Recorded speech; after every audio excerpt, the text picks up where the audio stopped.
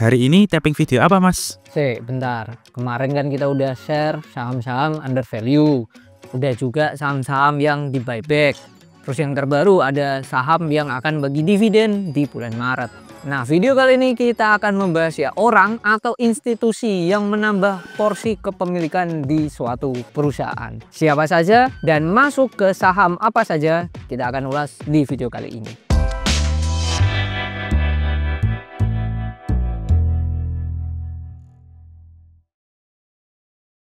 Bertambahnya porsi kepemilikan seseorang atau suatu perusahaan dalam saham itu menunjukkan ada beberapa hal yang positif. Satu, bisa juga mereka merasa ya harga saat ini itu cenderung murah.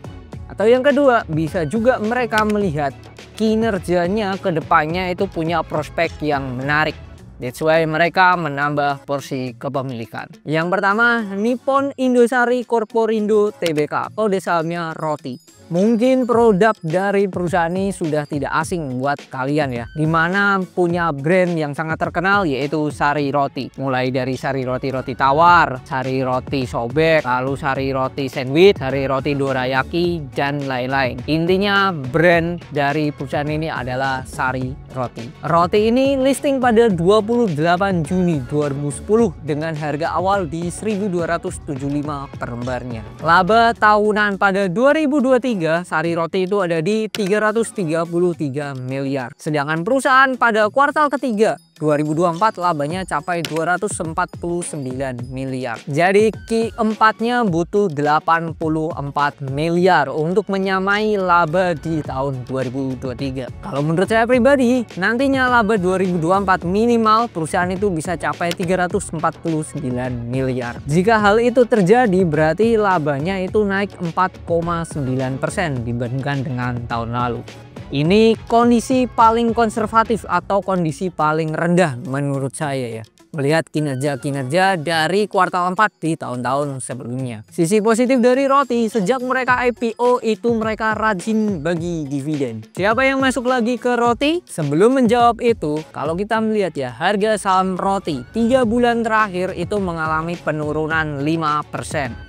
Dan ternyata kalau saya cek lebih detail, Roti ini sedang dalam periode buyback. Jadi yang menambah porsi kepemilikan adalah mereka sendiri atau si Rotinya sendiri. Budget anggaran untuk melakukan buyback itu sebesar 149,6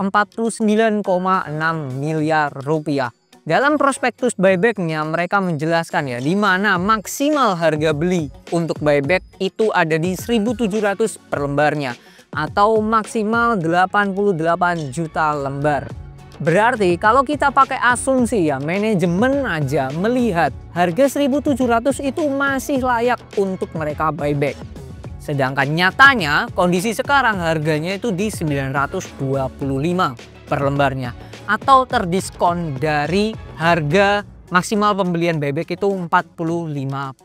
Roti buyback itu sejak tanggal 6 Agustus 2024 sampai tanggal 5 Agustus 2025. Mereka menunjuk BCA Sekuritas sebagai sekuritas untuk melakukan pembelian buyback ini. Biasanya ada perusahaan yang memberikan detail seperti Roti ini, tapi ada juga yang tidak, hanya anggaran dan atau maksimal beli sahamnya saja. Ya tergantung dari masing-masing perusahaan memang. Berikut ini data buyback Roti. Terlihat dari sini, dari Mei sampai Agustus mereka tidak ada perubahan dari treasury stoknya, yaitu 481.143.900 lembar. Berarti itu jumlah saham treasury sebelum periode buyback. Sekarang kita move ke data kedua, di mana sekarang ada 499.244.300 lembar. Itu data treasury stock pada akhir Januari. Artinya apa? Mereka dari Agustus sampai Januari 2025 mereka telah mengeksekusi buybacknya. Eksekusinya sebesar 18.100.400 lembar atau 181.004 lot. Average buybacknya berapa? Nah, kalau kita cek dari broker summary saham Roti dari tanggal 5 Agustus 2024 sampai 20 Februari 2025, hasilnya adalah top buyer mereka adalah SQ dengan 315.900 lot dengan average 958 per lembarnya. Sebagai catatan, SQ ini adalah BCA Sekuritas. Kita sudah lihat ya, tadi yang dibeli SQ dari Agustus sampai Februari itu 315.000 lot. Sedangkan di buyback oleh si roti itu hanya 181.000 lot. Artinya sebagian yang dibeli SQ itu adalah buyback dari si roti itu sendiri. Berarti average dari buyback roti itu ada di kisaran 958 per lembarnya. Makanya terlalu panjang dan bahas roti ini. Udahlah segitu aja ya bahas rotinya. Oke, kita next ke saham selanjutnya. Perusahaan selanjutnya ini satu kesatuan dengan BUMN, di mana pengendalinya adalah Pertamina Hulu Energy dengan kepemilikan 51%. Perusahaan tersebut adalah El Nusa, kode sahamnya ELSA. Buat yang sudah terjun di pasar saham cukup lama, ELSA ini sering disebut sebagai Neng Elsa ya. Seperti apa Neng Elsa dan siapa yang masuk ke saham Neng Elsa ini? Sebelum ke mengarah siapa yang masuk ke Elsa, dari 2022 sampai 2024 berdasarkan histori dividennya itu terus bertumbuh. Laba di 2023 capai 503 miliar, sedangkan laba di kuartal 3 2024 sudah capai 551 miliar. Jadi bisa disimpulkan laba tahunan di 2024 sudah pasti lebih tinggi dibandingkan laba 2023. Asumsi saja laba di kuartal 4 2024 capai 50 miliar saja. Jadi bisa dikatakan labanya itu di kisaran 600 miliar di 2024. Jika hal itu terjadi, 600 miliar labanya di 2024, perusahaan minimal membagikan dividen itu 32 per lembar sahamnya. Sedangkan kondisi sekarang harganya dari 430 per lembarnya. Berdasarkan dividen yield kalau kita hitung ya, 32 per lembar dibagi dengan harga sekarang 430 itu dividen yieldnya setara dengan 7,4%. Nominal tersebut secara dividen yield termasuk besar. Apakah itu yang membuat ya perusahaan ini masuk lagi dan menambah porsi kepemilikan di ELSA? Yang masuk ke ELSA adalah Panin Sekuritas. Berdasarkan 19 Februari 2025, kepemilikan Panin Sekuritas di ELSA ini capai 6,58%. ELSA ini belinya bisa dikatakan nyicil ya. Awal tahun 2025 kepemilikannya masih 456.104.000 lembar. Based on 19 Februari 2025, kepemilikannya sudah capai 479.985.400 lembar. Artinya 2 bulan saja mereka sudah menambah 23.881.400 lembar. Itu tadi dua perusahaan yang mana institusi atau perusahaan menambah kepemilikan di perusahaan tersebut. Nextnya kita akan bahas ya perusahaan yang ditambah oleh perorangan. Apa sahamnya dan siapa yang menambah? Perusahaan ini bergerak dalam bidang rumah produksi atau PH. Perusahaannya adalah PT Tripar Multivision Plus atau kode sahamnya RAAM. Mungkin bagi penikmat film, nama Multivision ini sudah tidak asing lagi. Laba di 2024 agak PR karena di kuartal 2 mereka sampai minus 103 miliar. Ternyata kalau dicek hasilnya adalah perusahaan membuat beban pencadangan penurunan nilai piutang, yang mana tujuannya adalah memperhitungkan risiko gagal bayar. Jadi 103 miliar ini adalah bentuk antisipasi dari perusahaan. Tapi kalau kita lihat berdasarkan omset perusahaan di kuartal 3 2024 ada penurunan dari beberapa segmen. Segmen digital turun 44%, lalu ada segmen pay TV turun 14%, dan yang terbesar adalah segmentasi sinetron turun 89%. Apakah ini tanda sinetron udah nggak laku di Indonesia? Jadi siapa yang masuk ke RAM?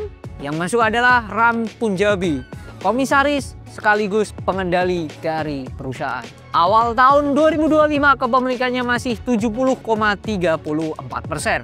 Based on data 18 Februari 2024, kepemilikannya bertumbuh menjadi 70,47%. Tapi tunggu dulu, selain RAM Punjabi ada perusahaan juga yang masuk ke RAM. Tadi dalam data shareholder terdapat nama PT MNC Digital Entertainment atau kode sahamnya MSIN dengan kepemilikan 9%.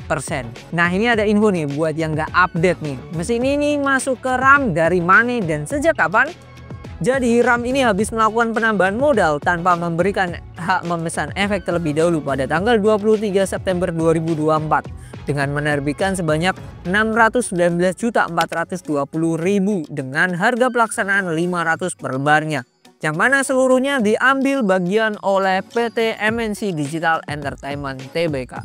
Jadi sudah tahu ya, mesin ini punya RAM total lembarnya berapa, lalu average-nya berapa, dan sejak kapan. Sedangkan kondisi sekarang harganya itu 350 per lembarnya. Jadi bisa disimpulkan mesin ini beli saham RAM di atas harga market. Bahkan kondisi sekarang harganya terdiskon 30% dibandingkan saat mesin beli RAM. Apakah menarik? Kalau menurut lu orang worth it to buy, ya silakan. Tapi kalau enggak, ya sudah lupakan. Simpel saja. Jadi itu terkait RAM. Saham yang ini aslinya sudah pernah kita bahas ya. Bahkan secara saham dan juga secara nama yang ada di balik perusahaan tersebut. Jadi sahamnya adalah Gajah Tunggal, kode sahamnya GJTL. Dan siapa yang masuk? The one and only Pak Lo Keng Hong, Pak LKH. Pak Lo Keng Hong ini pada akhir 2024 saham di Gajah Tunggal kepemilikannya masih di 182.191.400 lembar. Sedangkan sekarang based on 13 Februari 2025, kepemilikan Pak Lo Keng Hong di Gajah Tunggal sudah capai 187.184.900 lembar. Jadi kepemilikan Pak Lo Keng Hong di Gajah Tunggal bertambah 4.993.500 lembar saham. Laba Gajah Tunggal di 2023 capai 1,1 triliun. Sedangkan kondisi di kuartal 3 2024 labanya sudah capai 988 miliar. Jadi cuman butuh 193 miliar saja di kuartal keempat untuk menyamai laba di 2023. Apakah possible? Kalau menurut saya mungkin banget. Bahkan saya optimis laba di 2024 untuk Gajah Tunggal itu ada di 1,2 triliun. Itu kondisi paling konservatif ya untuk laba Gajah Tunggal pada tahun 2024 di angka 1,2 triliun. Jika penilaian saya benar, di mana laba 2024 sampai 1,2 triliun, berapa sih dividennya? Kita lihat berdasarkan dividen terakhir, mereka membagikan DPR itu 15%. Asumsi kita pakai DPR yang sama 15%. Jadi mereka potensi akan membagikan dividen 53,25 per lembarnya. Sedangkan kondisi sekarang harga sahamnya ada di 1.170 per lembarnya. Atau secara dividen yield dengan kondisi sekarang 4,5%. Biasanya ada yang iseng tanya, berapa sih potensi dividen Pak Lo Keng Hong yang didapat dari Gajah Tunggal? Jika asumsi tadi benar, yaitu laba 1,2 triliun, lalu DPR 15%, dan Pak Lo Keng Hong tidak nambah kepemilikan lagi, dividen yang akan Pak Lo Keng Hong dapat dari Gajah Tunggal itu capai 9,9 miliar rupiah. Jadi itu perusahaan-perusahaan yang kembali diborong oleh orang-orang bahkan institusi besar dengan nominal yang besar pula. Apakah dari 4 perusahaan tadi ada yang menjadi favorit kalian? Boleh tulis di kolom komentar. Sampai jumpa di video lainnya. Bye-bye.